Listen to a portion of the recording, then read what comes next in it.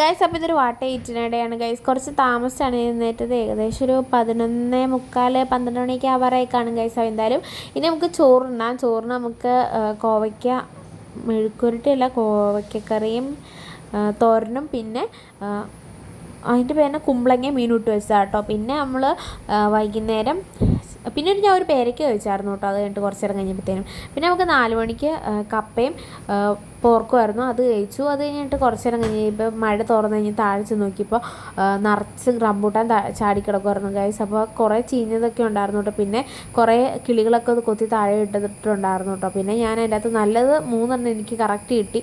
ഞങ്ങൾക്ക് 3 പേർക്ക് 4 കിട്ടിയായിരുന്നു കേട്ടോ. അമ്മക്ക് ഞാൻ ഓൾറെഡി കൊടുത്തിട്ടാണ് പിന്നെ വീഡിയോ എടുക്കാൻ വന്നത്.